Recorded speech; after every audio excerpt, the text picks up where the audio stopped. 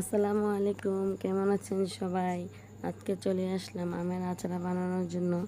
আমের সিজন আর আমের আচার বানাবো না, এটা তো হতেই পারে না। আমগুলো এখন ভালোভাবে প্রথম ধুয়ে নিলাম যাতে আমের কষগুলো হাতে না লাগে। ধোয়ার পরে আমগুলো কেটে নিলাম, কেটে নিয়ে আবার একটু ধুয়ে দিলাম যাতে কোনো ময়লা না থাকে।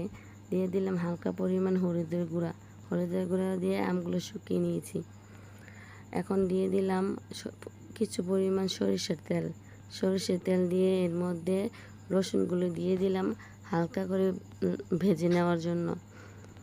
এখন ভালোভাবে নেড়ে চেড়ে রসুনগুলো ভেজে নেব।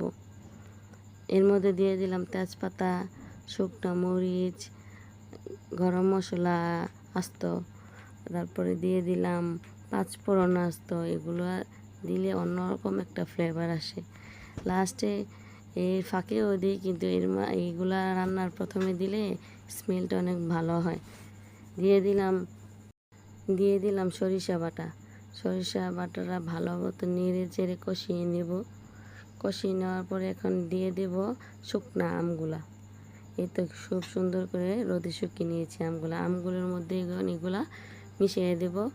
মিশিয়ে দেওয়ার পর উপরে দিয়ে দেব বাকি যে মশলাগুলো আছে, হালকা হলুদের ফাঁকি, তারপর গরম মশলার ফাঁকি বা যে যাই দেন এগুলো দিয়ে এখন ভালোভাবে কষিয়ে নেব। কষিয়ে নেওয়ার পর এখন দিয়ে দেব পরিমাণ মতো লবণ, দিয়ে দিলাম পরিমাণ মতন চিনি। এখন এগুলা নেড়ে চেড়ে চিনিগুলা যেন গলানোর জন্য হালকা আঁচে রেখে কিছুক্ষণ জাল করতে থাকবো আর নাড়াচাড়ার মধ্যেই রাখবো।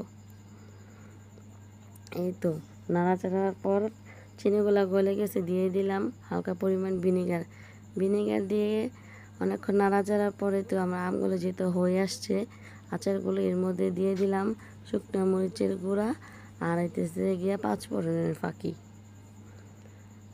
যার যতটুকু পরিমাণ প্রয়োজন মনে করেন ততটুকু দেবেন। এই তো খুব সুন্দর আমের আচারগুলো হয়েছে। Thank you.